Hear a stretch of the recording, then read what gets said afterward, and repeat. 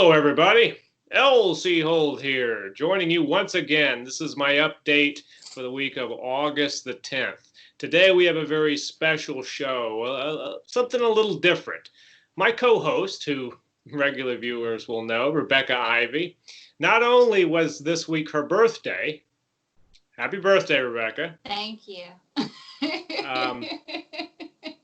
But she is also a singer-songwriter on top of being an actress and my co-host here on the Weekly Update. So today, we're going to have a very special private concert. She's going to be performing for us. It's her birthday. She's given us the presents. Tell me how that makes sense. But it's my birthday, so my present is you're forced to listen to me sing. I'll take it. We can reverse that and make it sound more like a present. Yeah, I'll take it. I'll take it. But I will say one thing here. We're going to, on top of doing the songs themselves, we're going to be talking about where the songs came from, Rebecca's writing process, and how I figured into this over many years. So, you know, my inner, well, I'm not. I always compare some of my songs to if you took certain songs, not all of them, because you'll start listening. I've heard a lot of people say, "Oh, you sound very indie," but some people go, "Oh, I can tell you're really into folk music" on some songs. Depends on what I'm listening to at the time. But I describe a couple of my songs. If you took Woody Guthrie and Bob Dylan's Trash, mixed it together, put it in a hefty bag, let it sit out in the sun for a few days, that's me. You know, right. The stinking garbage of. But anyways, so to get around to the point, my inner Bob Dylan voice is saying, "Never tell what your songs are about." Right. Well, we're going to leave Bob Dylan wherever he is in Woodstock. He's okay. Okay. And I'm going to talk to you about this first song, which is a song called Just Go. Now, I remember you playing this song for me right after you wrote it. You were in my bedroom in the house where I lived when we were in college together. For those of you who don't know, we went to college together. And you can find our bricks side by side. Very true. Yeah. But so you brought this song in and you played it for me. And I remember really liking it. And this is a song that you always open every show with, right? I'm glad you noticed that. Yes, I do. I know it sounds really pretentious. I'm like, I don't know. I guess because I'm most comfortable playing it. So it kind of helps me. It helps me to relax a little bit. Because I'm like, okay, this is a good warm-up song because I can calm down a little bit, if that makes sense. Yeah. Yeah. So that's how it became the first song that I played. Yeah. No, I think that makes perfect sense. Where did the song come from? I mean, what made you write Just Go? Do you even remember? It's been years. I don't really remember. I know I have a lot of people. Well, there's one line where I say, "One love, one lie, bonded together with a bloody knife." I know a lot of people, and it was kind of a play on that a little bit, the U2 song. Sure. Yeah, one. Yeah. And a lot of people say, "Oh, you ripped that song off," when they hear that line. Like, it sounds like that. And I was kind of like, well, you know, instead of one love, one lie, it was one lie. Because I was trying to be all bitter and crap. Right. Daria days, trying to be all bitter and pretentiously prolific, but not quite making it. Well, let's hear Just Go, and then we'll get more into the other songs as we get to them. Sound good? Yeah, sure. Okay, I'm gonna take my earplug out so I can hear myself. Here we go.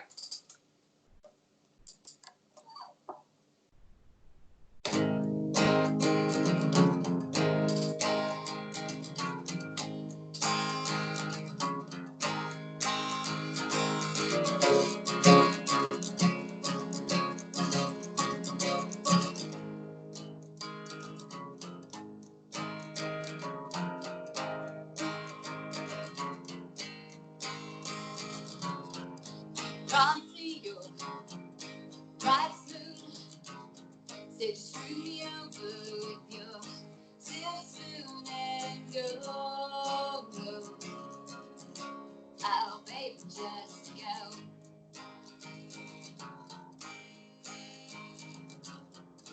One love, one life.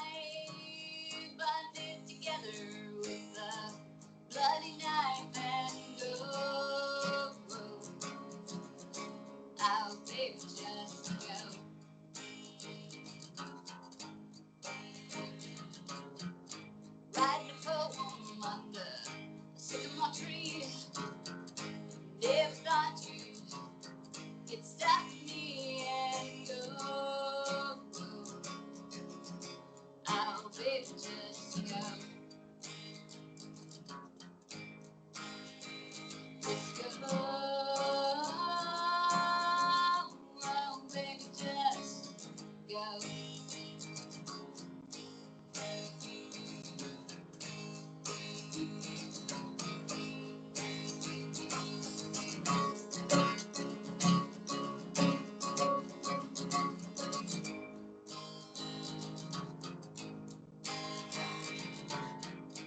One vow, a false try.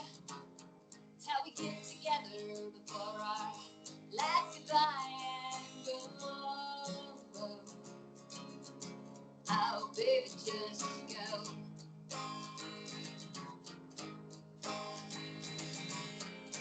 One love and one life bonded together with the bloody knife and go. Oh, baby, just go. Just go. Oh, baby, just go. Oh, baby, just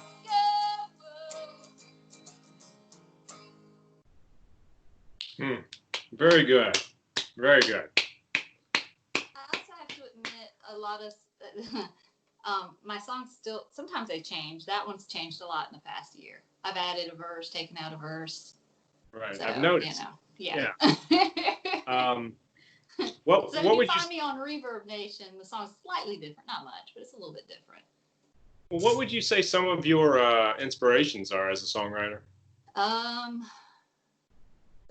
listened to a lot. At the time I wrote this, I was listening to a lot of Bob Dylan. I listened to a lot of Cyndi Lauper, Amy Mann, Eve Barzilay. My sister kind of says that my style is kind of like if you took Eve Barzilay and Cyndi Lauper and put them together with a little bit of Amy Mann. That's what she says, those three. I could see that. Yeah. I could see that. Yeah. Now, the next song, I definitely want to say, is a song that I have some, sort of involvement with because I co-wrote this song with you. You did. This was a song that I wrote the lyrics for, and Rebecca wrote the music. Yeah. Well, Now, it was supposed to be you were working on a project with someone else, and I was supposed to just sing. And then you gave me like the packet of lyrics, and I disappeared with it and came back. But the project never happened, with the other.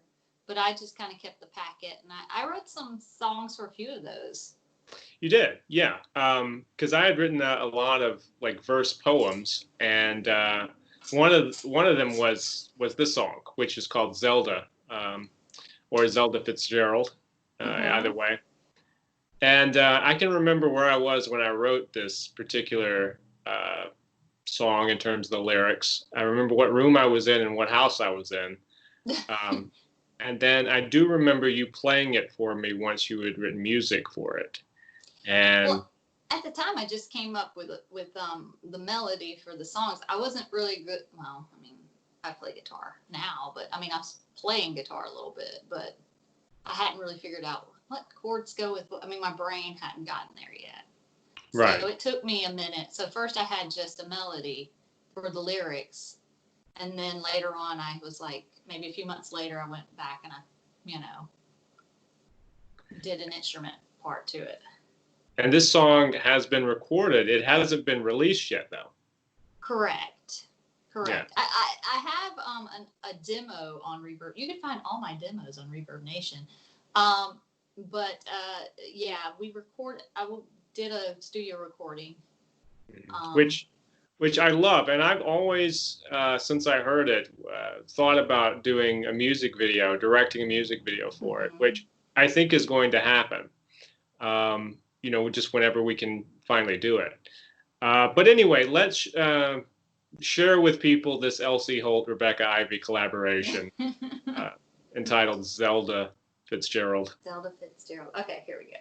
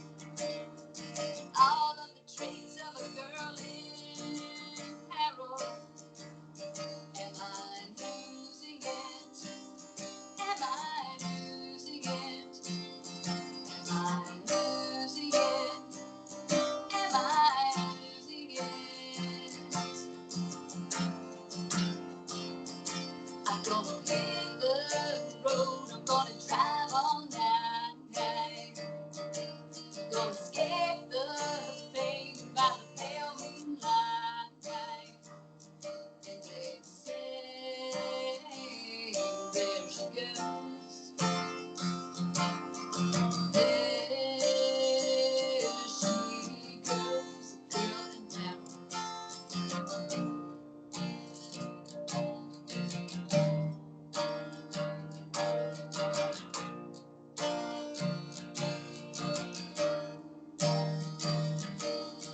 a fucking mess on our stainless steel. And I tried to decipher what's fiction and what's real. What's the point of rambling? And my Robert Barry Browning won't Zelda Fitzgerald. All of the traits of a girl in peril. Am I losing it? Am I losing it? Am I losing it? Am I losing it?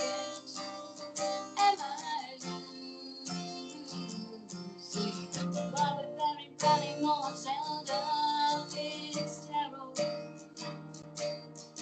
All the traits of a girl in peril. Am I losing it? Am I losing it? Am I losing it? Am I losing it?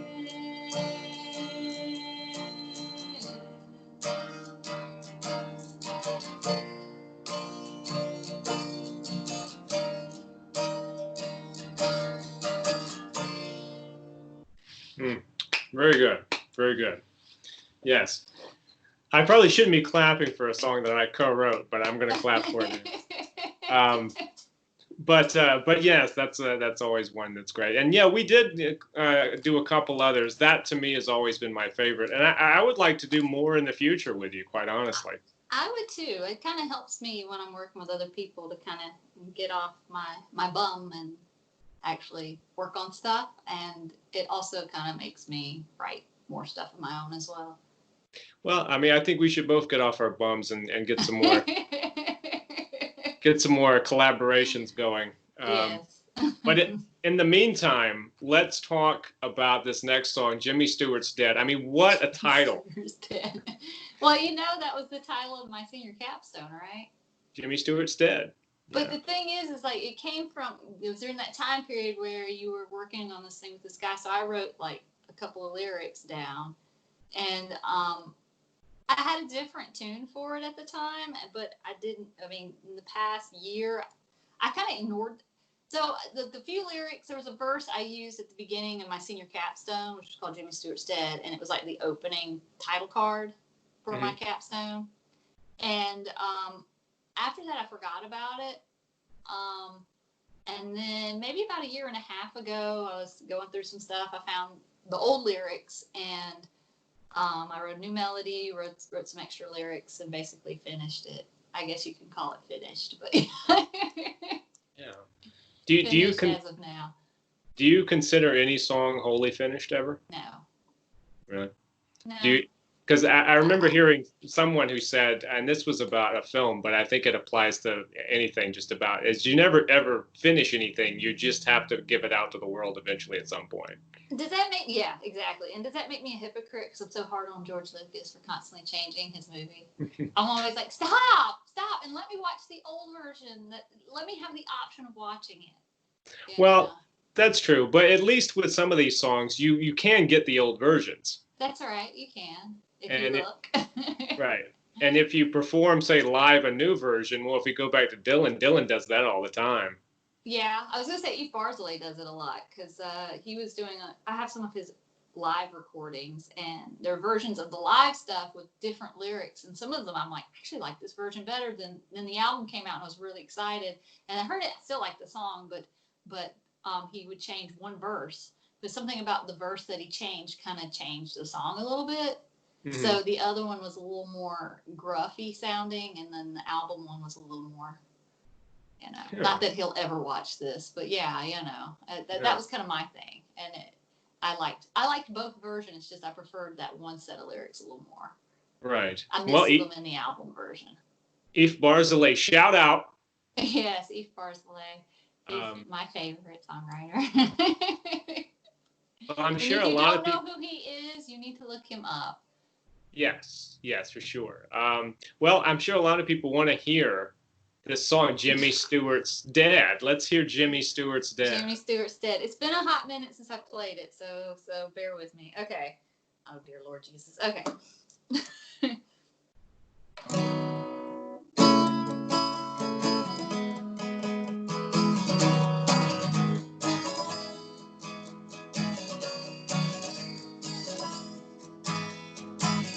You weren't slightly worried with what I had to say, 'cause you said it was all my problem, and to find a way with Jimmy Stewart said, Jimmy Stewart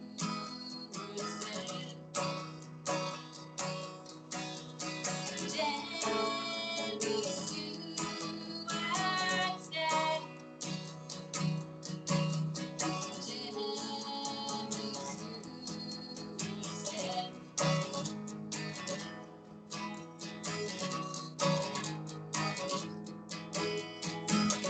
now I'm in therapy, and I'm still turned away.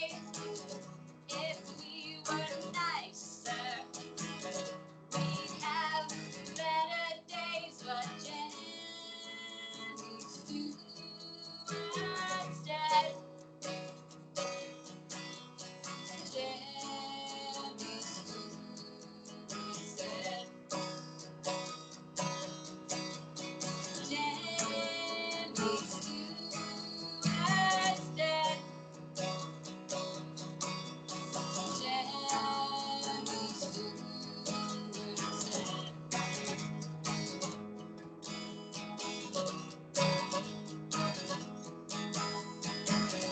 Mr. Hawks, get off of your vacation.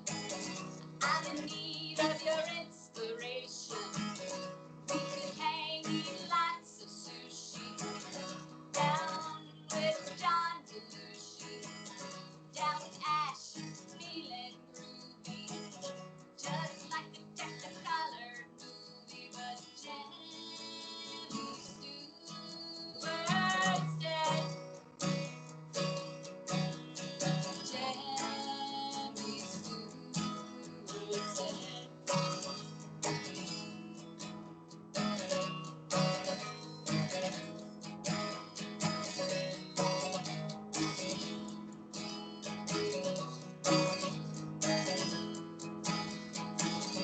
Maybe if the sky was sepia, it wouldn't look so gray. Maybe if I were Marino Para, I could see the way. I'm gonna start a new revival. It's gonna be just me and Bible. And every time I hear a bell ring, I'll wonder, did you get your wings? Jimmy Stewart's dead. Jimmy Stewart's dead. Jimmy Stewart's dead. Jimmy Stewart's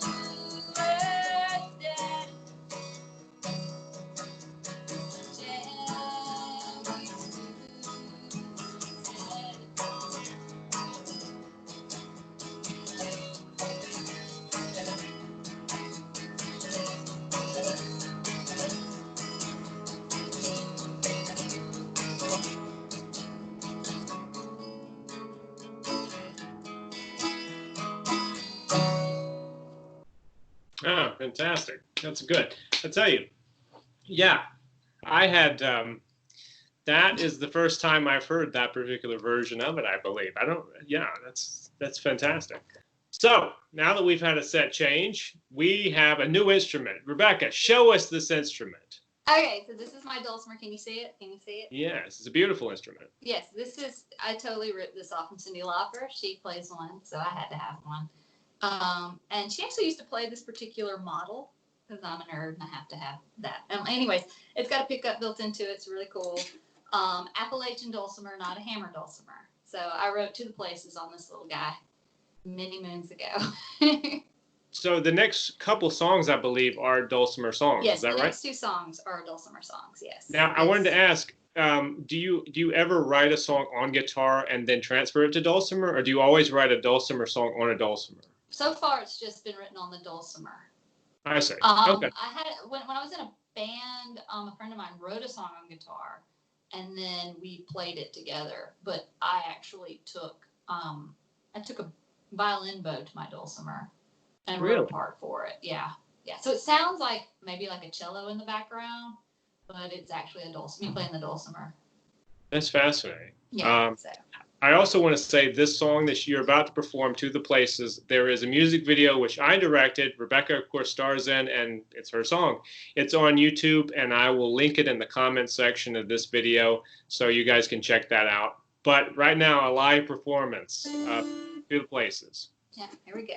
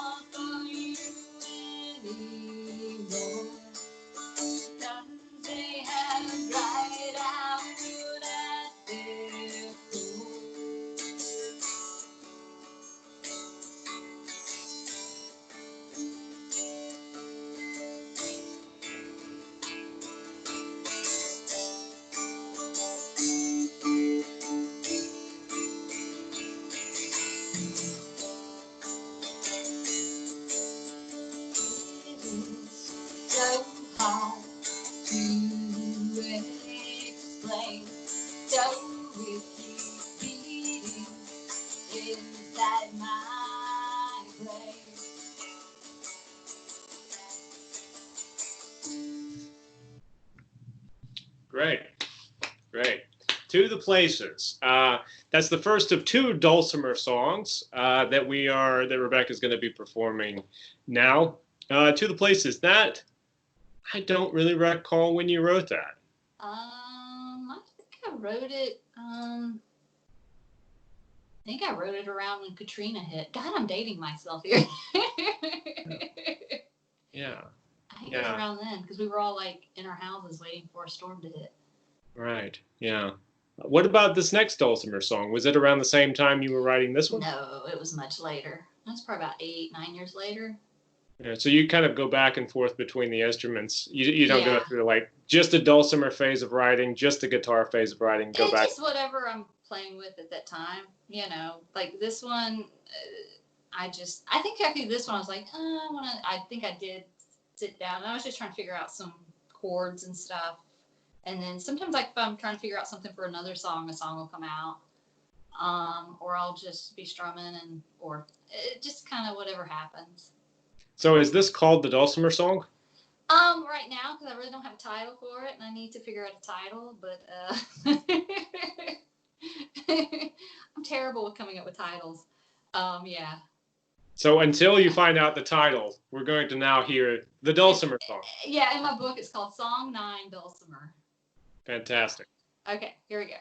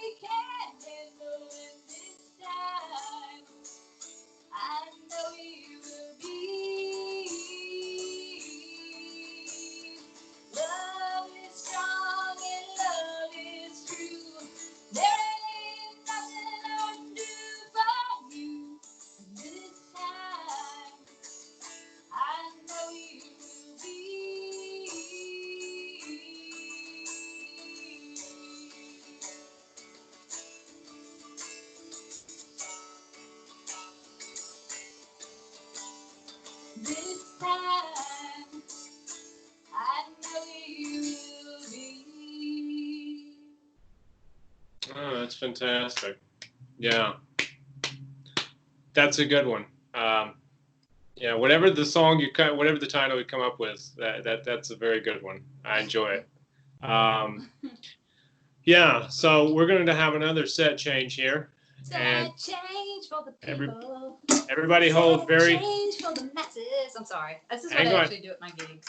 I'm gonna do a little magic trick. Okay. Okay. Ready? So look straight at the camera. Okay. And I'm gonna do this. And now suddenly a guitar appears. Where did this guitar come from? I have no idea. I don't know. I learned some of these tricks from our old friend Zach Myers. Yes. If only who were here to. Yes. He could have probably done it a lot more elegantly than I did. But That's anyway, right. the next song is called You Know. What is the story behind You Know? I know you know. You know, I just come back from LA. I was watching a lot of Ugly Betty at the time. So it was just basically me recuperating from Los Angeles and watching Ugly Betty. The song came out of my brain. Mm-hmm. Right. Usually the stuff that because I always say, oh, I've got writer's block, but usually I do write stuff. It's just I don't like it. But the stuff I keep playing, it's normally stuff that just kind of comes out of nowhere, and you didn't have to force it. Yeah.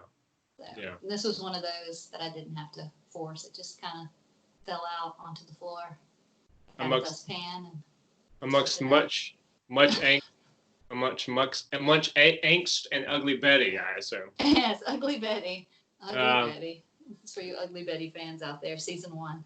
Ugly Betty fans. So let's hear it. Okay.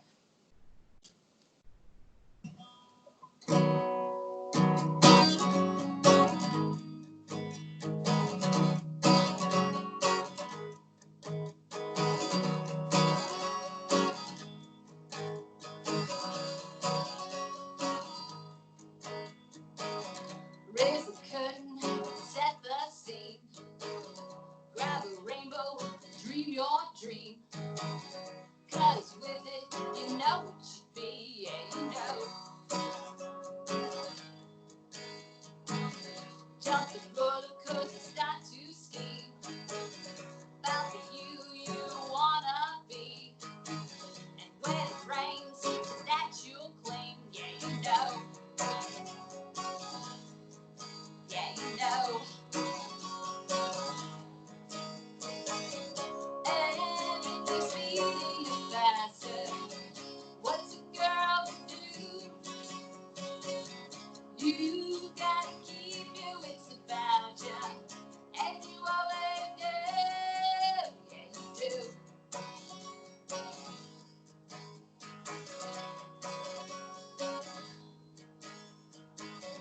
Dye your hair, paint your nails. Buy a dress, it doesn't compare. It's the inside, it always sells, but you know. Don't change at a drop of dime. Yeah, baby, be ahead of your time. You'll get remembered at the end of the line, but you know. Yeah, you know.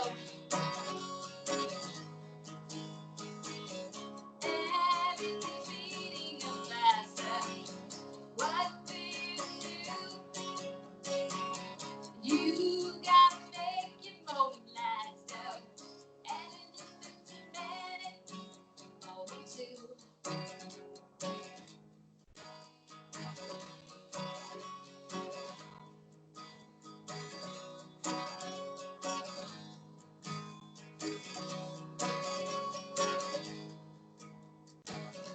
Raise the curtain, set the scene. Go ahead, dream your dreams. 'Cause without it, you know what you be. Yeah, you know. Yeah, you know. Ba-ba-da-da-da-dee-dum. Yeah, you know. Ba-ba-da-da-da-dee-dum. Yeah, you know. Ba-ba-da-da-da-dee-dum. Yeah, you know. With a bobbly ending. Yes. Love it. No, I love it. Yes, I could maybe get some of the Ugly Betty references there. Yeah. Now, I must say, though, totally bobbly ending. but I must say that the next song in this particular set is probably one of, if not my favorite. Well, I don't know if it's my favorite. There are several, but this is one of my favorites. I like it so much that I did a music video to this 2 years ago. Years upon years. It probably needs a little update because it's not even like a studio version. It's just like me recording on my computer version. Right. With just me and a guitar. And then later we added, when I was in a band with Jamie Hamilton, who was at the time with the Buck Rabbits. So if you're into like surf punk, check out the Buck Rabbits. He has a new band called Pleasant Valley that he's in with his son. And it's just instrumental. But at the time we were the Moths. And we did an updated version of Lightning. So, yeah. And the Moths music, which is you with Jamie Hamilton, that you can find that on. It was on. I'm trying to remember. CD Baby. Mm-hmm.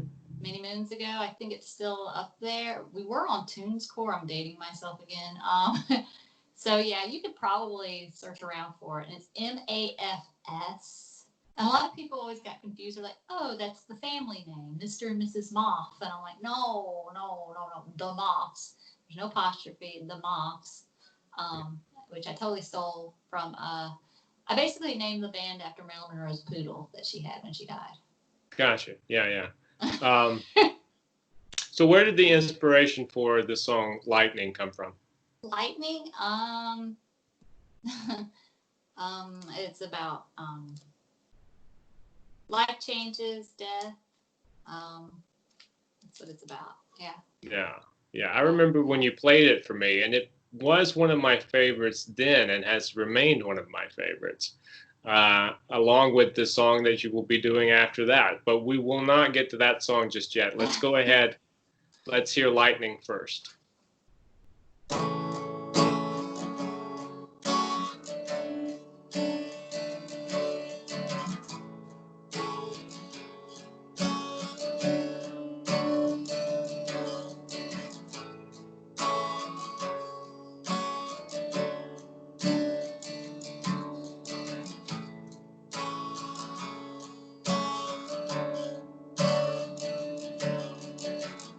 I walk the streets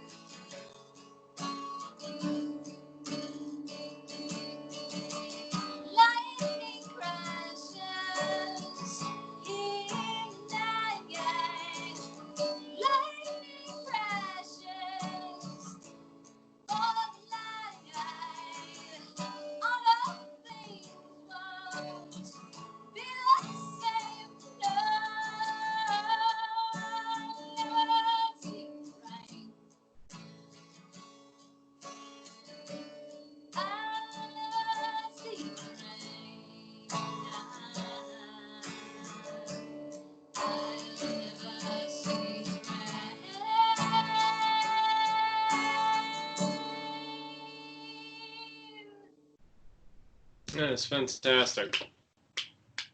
Yeah, it's very, very good song there. As I said, one of my favorites of yours. One of my favorites of yours, along with the next song. Now, before we get into the next song, though, there's this theme that seems to run through your work.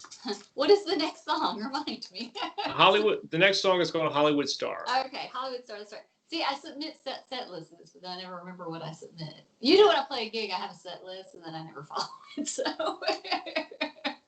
Well, I wanted to talk about this sort of a theme that you have, which you can sort of see with Jimmy Stewart, with Hollywood Star, with a couple other songs. There is a sense of Hollywood. Yes. A sense of. Go ahead. Sense of kind of old Hollywood in a way. Yes. Are you consciously aware of this, or just something you? Both. Really? Both. Sometimes something will pop in my head, and then it just kind of spirals out of control. And then other times I'm like, there was a song I was like, I consciously sat down to write about this person. So it's just kind of both. I think it's, I call it the Dead Celebrity series. Jokingly at my gigs. All right, next in the Dead Celebrity series. What about Hollywood Star? Was it something you consciously sat down to write about? Yeah, no. It's mostly okay. So it's mostly about James Dean. But what kind of triggered it? I was watching. This was like during the Twilight craze, and I was just watching TV, and they were showing like Robert Pattinson and all these girls going crazy over Robert Pattinson, and it just kind of there was like a little line from the song that kind of popped in my head, and I wrote it down, and then I just started thinking, a little bit more about it, and then it became about James Dean. Yeah. I was just kind of thinking, I'm not comparing them, obviously, but the craze that these girls go through for whatever, studly young actor is out there. I mean, James Dean was totally different, but but that's kind of what triggered the song. I was just watching something, and my mom was watching an entertainment show, and they were showing him, and people going absolutely crazy. And, you can think about like the Beatles, all everyone who's kind of hit that. James Dean was a little different in that, he was dead when it kind of hit. So, sure. I mean, he had stuff, but it really didn't go fanatical until after his death. Yeah. So, yeah. And then he became legendary. Yes. So yeah, that's kind of where it started, and then it became James Dean. And there was also a song that Blondie wrote on their a couple of songs on Parallel Lines, because I know one they wrote, I think it was Pretty Baby, was about Brooke Shields, and then there's another one called Fade Away and Radiate, which talk about the beams become my dreams. My dream is on the screen. And I was listening to that album at the time I wrote this, so I just was kind of like, oh, I really like that. So when I did the bridge to the song, that kind of stuck with me a little bit. I know that's not really, it doesn't sound like it, but that was kind of in my back of my head when I wrote it. Sure, yeah. So, yeah. Hollywood Star. Yeah, Hollywood Star. And also I totally, because, it was the 50s, I wanted kind of like a little 50s, this boy, well, that was 60s, but, that 50s doo-woppy type thing. Here we go.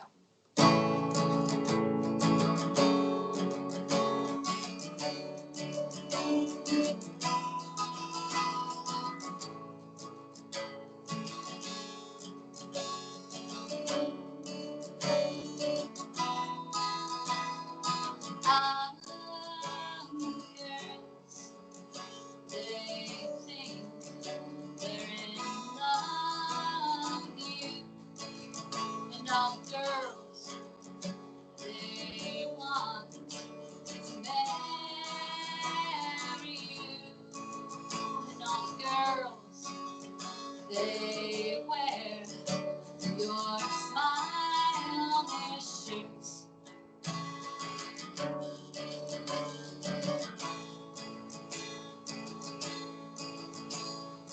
Ah, the boys, they wear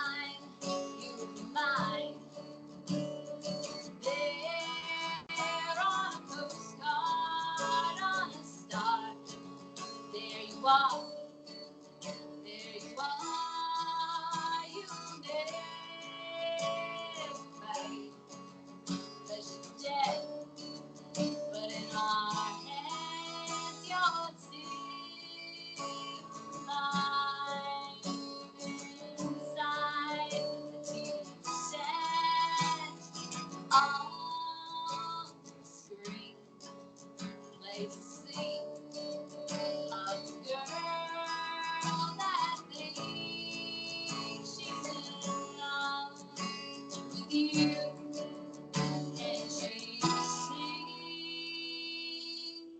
Ba, ba, ba, ba, da, ba, ba, ba, ba, da, ba, ba, ba, ba, da, ba, ba, ba,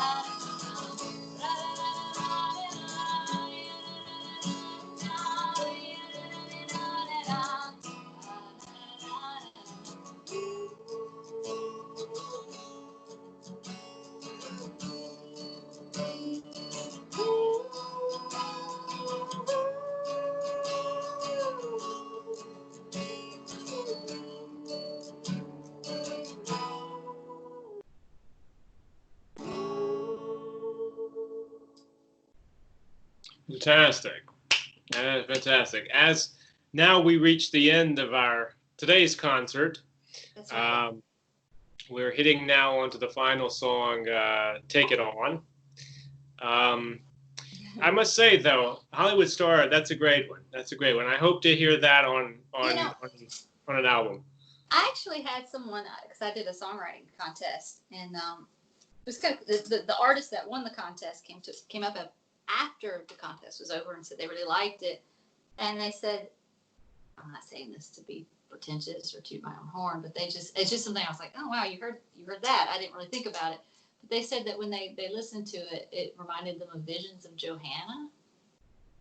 Which I took as a great compliment, but yeah, it was kind of like, that's kind of dubious. That's greatness. But they've said that it kind of, made them think of that song, Visions of Johanna. That's interesting. Oh, okay. I thought it was an interesting comment as well. So. Yeah, I would not have. That's interesting. Mm-hmm. That's interesting. Yeah. Well, that's the interesting thing about putting anything out to people that's artistic. They they find their own things in it. Yeah. And sometimes it's stuff that you never intended or even thought of. And that's why I don't really like talking about where things come from, because I want people to kind of put their, because trust me, you guys can come up with something much better than I can come up with. Well, let's talk for a second before you perform Take It On. Is this a relatively new song? Yeah, it's a newer song. Did you compose it? No, it's a few years old. I wrote it probably towards the end of the Moths when we were going electric, which we never really recorded anything electric. I wrote it, we played maybe 2 gigs, and then that was it for electric, and that was it for the band. And I think at the time we'd actually swapped names. We were back to, I think it was just the Buck Rabbits, and they just put my name at the beginning when I'd come up and play the second set. But in my mind, we were still the Moths. Sure. But yeah. That's when this song kind of happened. Are you going electric? Is that something you're still interested in? Yeah. It's just finding people that are interested in your stuff. Right. Yeah.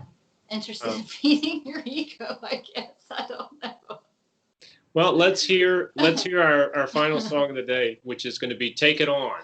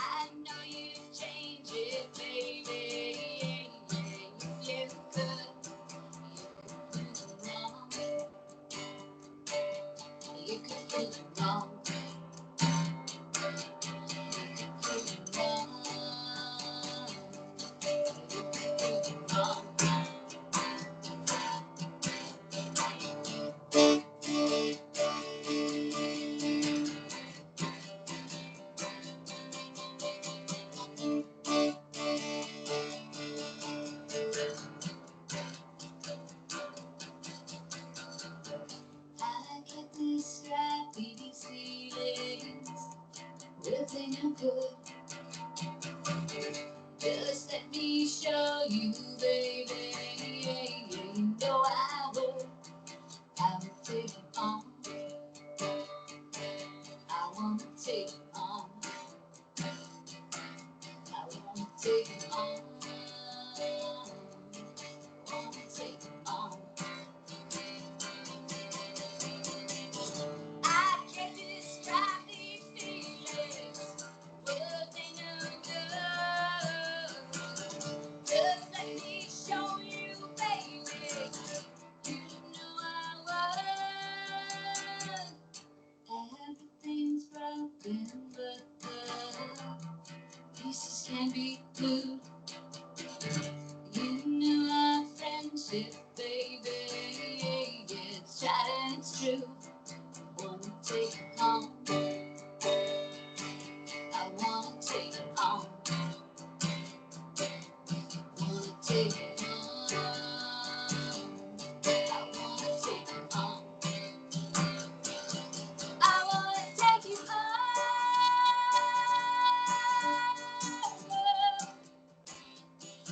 I wanna take it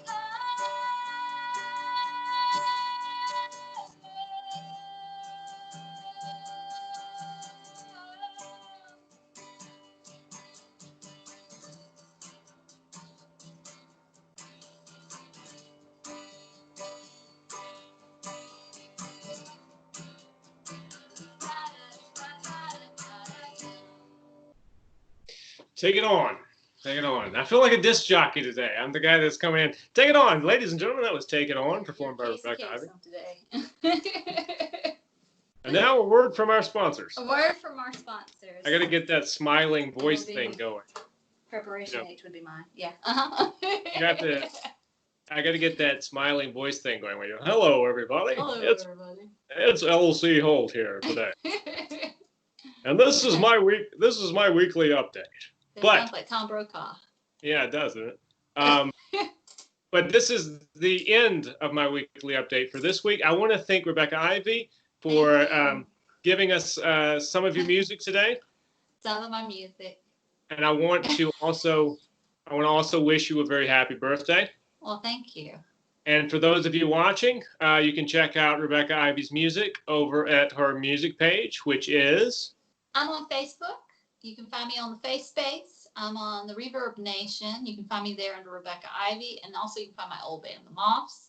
You can find me on the YouTubage. You can find a couple of my videos on LC's YouTube page. And then I have a music page, Rebecca Ivey. I think it's called Ivey Girl Music, yeah. Ivey Girl Music. So go check out that if you want to hear more of Rebecca's stuff. And thank you guys, as I said before, for watching. We'll see you again next week. Until then, make sure to take care of yourselves.